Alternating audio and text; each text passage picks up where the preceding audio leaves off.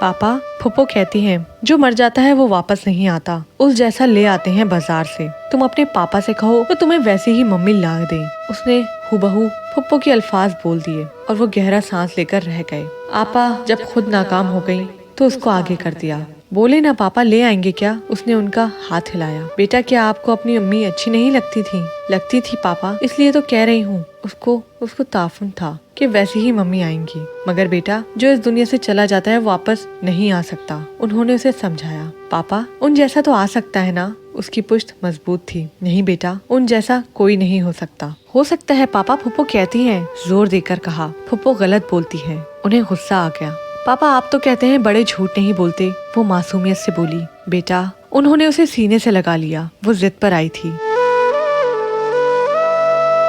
फुप्पो का फोन कब आया था? सुबह आया था पापा। क्या कह रही थी आपसे? कह रही थी कि क्या तुम्हें अपनी मम्मी की याद नहीं आती? मैंने कहा आती है। फिर कहने लगी अपने पापा से कहो दूसरी मम्मी ला दे। बेटा दूसरी मम्मी आपकी मम्मी जैसी तो नहीं होंगी। उन्होंने उसे आयशा की तस्वीर के सामने किया, मगर फुप्पो कहती है वो अपनी बात पर बजिद थी। बेटा इस वक्त फुप्पो की नहीं मेरी बात सुनो। वैसी मम्मी बाजार से नहीं आ सकती। बाजार से तो क्या कहीं से भी नहीं आ सकती। पापा वो क्यों चली गई है फिर? उसकी आंखों में आंसू भरने लगे। पापा मम्मी वापसी का रास्ता क्यों भूल गई हैं? मोमल उनके सीने से लगकर रोने लगी। वो धीरे धीरे उसे थपकने लगे। ये तो वो भी नहीं जानते थे कि वो क्यों चली गई है।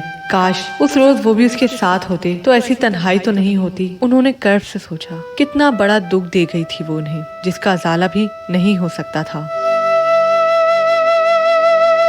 अभी वो स्टेज पर नहीं थी जहाँ बात समझ में आ जाती। ये ऐसी उम्र थी जब बच्चे चांद की तमन्ना करते हैं और उन्हें चांद देना पड़ता है, मगर इनकी मासूम बच्ची ने चांद नहीं मांगा था, अपनी मम्मी को मांगा था जो इस दुनिया के किसी भी हिस्से में होती तो उसे ढूंढ लाते। मगर वो ऐसी जगह चली गई थी जहाँ से वापसी नामुमकिन है। मरकर जाया जाता है उसके पास। जानू उसके आंसू खुश किए। मैं आपको दूसरी मम्मी ला देता हूँ, मगर वो आपकी असली मम्मी जैसी नहीं होंगी। आपको मारेंगी, घर से निकाल देंगी, खाने को नहीं देंगी। क्या आप ऐसी मम्मी के साथ रह सकेंगी? पापा वो उन्हें देखने लगी। बताएं बेटा, क्या आप रह सकेंगी ऐसी मम्मी के साथ जो आपको गंदा रखें, आपको पापा से मिलने ना दें? फिर मैं आपको ला देता हूँ। नहीं पापा, नहीं पापा।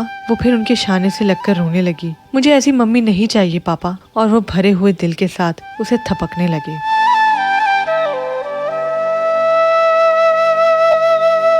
आपा मैंने आपसे कहा था मैं शादी नहीं कर सकता। फिर आपने मोमल को माँ से महरूमी का एहसास क्यों दिलाया? उन्हें अगरचा गुस्सा था मगर एहतराम लाजिम था। एहतिशाम तुम जानते हो माँ से महरूमी बच्चे को एहसास कमतरी में मुब्तला कर देती है। आपा मैं बाप ही नहीं माँ बन के भी उसे पाल रहा हूँ, फिर कैसी महरूमी? उन्होंने जरा की। अभी तुम कह रहे हो, मगर आगे जाकर बहुत से मसले पैदा हो जाएंगे। इन मसलों के हल के लिए आप हैं आपा। फिर क्यों ऐसा सोचती हैं? और अगर मैं शादी कर भी लेता हूँ तो इस बात की क्या गारंटी है कि वो औरत मोमल को माँ का प्यार देगी? तुम गलत अंदाज से क्यों सोच रहे हो? माँ का प्यार भी दे सकती है। नहीं आपा, बिल्कुल नहीं। मैं ये जुल्म नहीं कर सकता। फिर वो महरूमी का शिकार हो सकती है। और प्लीज आइंदा आप उससे ऐसा मत कहिएगा। उसे संभालना मुश्किल हो जाता है। एहतिशाम तुम मेरी बात नहीं मानोगे। वो जच हो गई। आपका हुक्म सर आंखों पर आपा, मुझे इनकार पे मजबूर ना करें। एहतिशाम जिंदगी बहुत लंबी है, तन्हा किस तरह कटेगी? आपा जिंदगी ही तो है, कट जाएगी किसी न किसी तरह। मैं बहन हूँ तुम्हारी, किस तरह अपने भाइयों को यूँ तन्हा देखूं?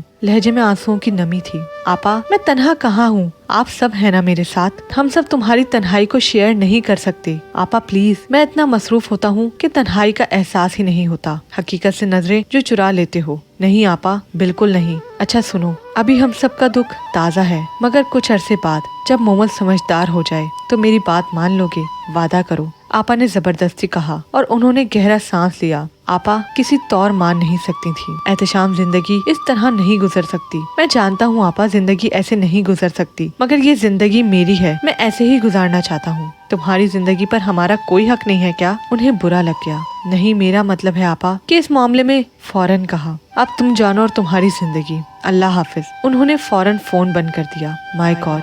उन्होंने फोन रखा। आपा फिर नाराज हो गयी। एहतिशाम अली, आपा इतनी बजिद हैं, क्या तुम ये सब कुछ कर सकते हो? उनके अंदर का मर्द मुखातिब था। नहीं, बिल्कुल नहीं। तभी तो बेटी के आंसू और आपा की नाराजगी बर्दाश्त कर रहा हूँ। उन्होंने साफ गोई से कहा।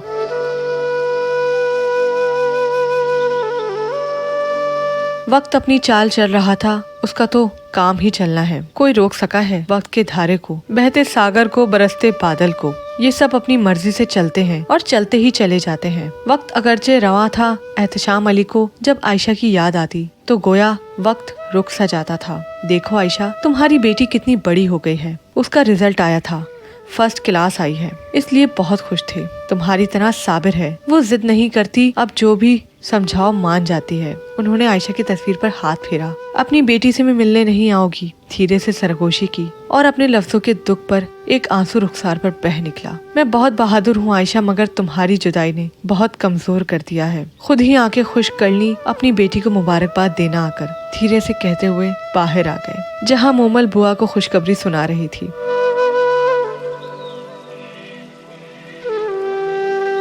इस रोज ऑफिस से आए तो मोमल फोन पर फुप्पो से बातें कर रही थी। फुप्पो, पापा आ गए हैं, बात करें। नहीं मोमल, रहने दो, मेहमान आए हैं, मैं बाद में बात करूंगी। आपा ने फोन रख दिया। क्या हुआ? फुप्पो के मेहमान आए थे, इसलिए बाद में बात करेंगी। वो जानते थे आपा उनसे नाराज है, इसलिए बात नहीं की। क्या कह रही थी? मुबारकबाद दे रही थी, गिफ्ट भेजा है उन्होंने मेरे लिए। अच्छा। मुस्कुराकर उसे देखा और क्या कह रही थी? और कह रही थी कि तुमने पापा से क्या गिफ्ट मांगा है। मैंने कहा कुछ नहीं, पापा मुझे बगैर कहे ढेर सारी चीजें ला देते हैं। कहने लगी तुम बिल्कुल बेवकूफ हो, गिफ्ट में मम्मी मांग लेती।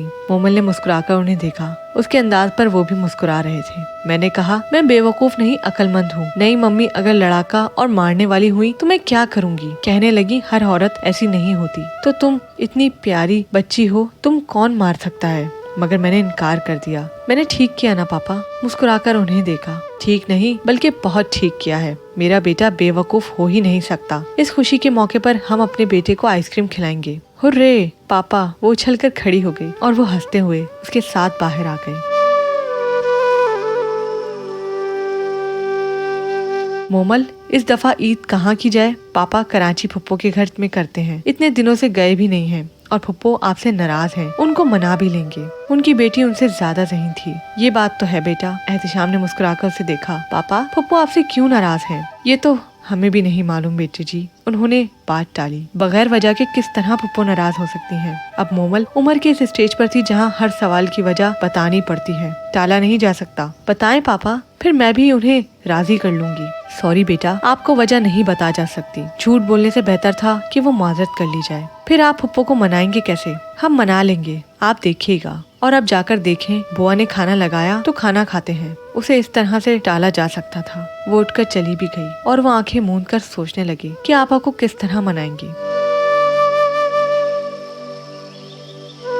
आजकल वो संजीदगी से सोच रहे थे कि मोमल के लिए किसी ट्यूटर का बंदोबस्त किया जाए। उनकी मसरूफियत बहुत ज्यादा हो गई थी। मोमल का होमवर्क ज्यादा होता था, वो करवा नहीं सकते थे। मगर ट्यूटर रखने से पहले मोमल की मर्जी मालूम करनी थी, वो पढ़ेगी या नहीं, क्योंकि वो इनकी आदी हो गई थी। इस रोज होमवर्क करवाते हुए उससे पूछा, मोमल हम आपके लिए ट्यूटर रख दें? क्यों पापा? हाथ रोककर सर उठाया। बेटा, हमें ऑफिस में काम ज्यादा होता है, आपको पढ़ा नहीं सकते। पापा, मैं रात को पढ़ लिया करूंगी। यानी वो तैयार नहीं थी। मैंने कहा ना बेटा कि काम ज्यादा होता है। पापा, मुझे आपसे पढ़ने में मजा आता है। उसने सर झुका लिया। बेटा, मैं भी आपको देख लिया करूंगा, मगर ट्यूटर ज्यादा जरूरी है। ओके पापा, मजबूरी से धीमे लहजे में कहा। और एहतशाम अली नोट करने लगे कि उसे ट्यूटर वाली बात पसंद नहीं आई, मगर अब क्या किया जा सकता था। उनकी भी मजबूरी थी, काम बहुत ज्यादा होता था। और दोस्तों से मशवरा करके उन्होंने अपने दोस्त एहसान की मार्फत एक खातून को ट्यूटर रख लिया। उन्होंने एमए इंग्लिश के साथ लॉ किया था। अच्छी ग्रेसफुल सी नाजुक सी लड़की थी, धीमे लहजे में बोलने वाली। नाम उसका नबीला अहमद था। शादी के 2 माह बाद उसके शौहर की डेथ हो गई थी। एहतशाम अली डर गए कि उसे अपनी ट्यूटर पसंद नहीं आएगी, मगर खिलाफ तवक्का जब उसका तारुफ करवाया तो उसने पसंदीदगी का इजहार किया। मोमल, ये तुम्हारी टीचर नबीला है। मगर पापा, ये टीचर तो कहीं से भी नहीं लग रही। पहला जवाब ये था। क्यों बेटा? पापा, टीचर तो ग्लासेस लगाती हैं, मेरे स्कूल की तमाम टीचर्स भी लगाती हैं, मगर ये तो। सर से लेकर पाँव तक उसे देखा और दोनों मुस्कुरा दिए। सलाम करो बेटा। अस्सलाम वालेकुम। वालेकुम अस्सलाम। नबीला अहमद ने उसका नन्हा सा हाथ थाम लिया। मुझे उम्मीद है मिस अहमद कि मोमल आपके लिए नाकाबिले बर्दाश्त नहीं होगी। बहुत ज़हीन बच्ची है, मुझे अपनी मसरूफियात की वजह से आपको रखना पड़ा है। उम्मीद है कि आप भी मुझे मायूस नहीं करेंगी। मैं कोशिश करूंगी। मोमल का रिजल्ट फर्स्ट क्लास होता है, उसकी कारकर्दगी का ग्राफ ऊपर जाना चाहिए। नीचे नहीं। ओके। नबीला ने सर झुकाकर हुक्म मान लिया। और मोमल बेटा, मुझे उम्मीद है कि आप मुझे शिकायत का मौका नहीं देंगी। ओके पापा। मोमल बहुत शौक से पढ़ती थी। एहतिशाम अली चले गए और वो मोमल की तरफ मुतवज्जा हो गयी। थोड़ी देर में ही उन्हें अंदाजा हो गया कि मोमल खिलाफ तवक्का बहुत ज़हीन बच्ची है। माँ से महरूम मोमल के दिल में बाप से बेतहाशा मोहब्बत थी। बात बात में पापा का हवाला था। काश उसकी माँ होती। उन्हें बेहद अफसोस था। वो बहुत शौक और दिल जमी से उसे पढ़ाने लगी। पापा, फुप्पो का फोन आया था। उन्हें देखते ही वो खड़ी हो गई। अच्छा, क्या कह रही थी? वो सोफे पर बैठ गए। पापा, मैंने उन्हें बताया कि मैं और पापा ईद आपके साथ करेंगे। बहुत खुश हो रही थी। कह रही थी जल्दी आना। और पापा, मैंने ये भी कह दिया कि आप पापा से सुलह कर लीजिएगा। वो कहने लगी कि आने दो। एकदम से कहते हुए मुंह पर हाथ रख लिया। क्या कह रही थी? वो इस तरफ ही मुतवज्जा थी।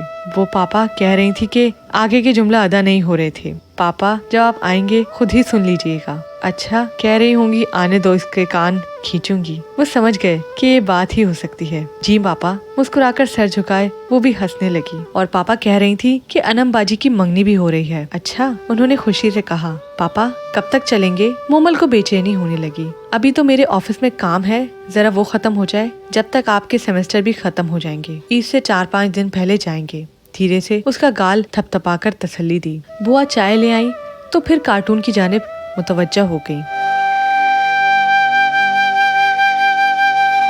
मैडम, पता है हम लोग ईद फुप्पो के यहाँ करेंगे। अपनी मैडम को खुशखबरी सुनाई। अच्छा, उन्होंने उसका साथ दिया। और वहाँ अनमबाजी की मंगनी भी है। समंदर भी देखेंगे। क्या आपने कभी समंदर देखा है? हाँ। उन्होंने धीरे से उसका हाथ थामा। बहुत दफा। अच्छा चलो, किताबें निकालो, इम्तिहान होने वाले हैं। उसका ध्यान भटा दिया। वो भी किताबें खोलने लगी।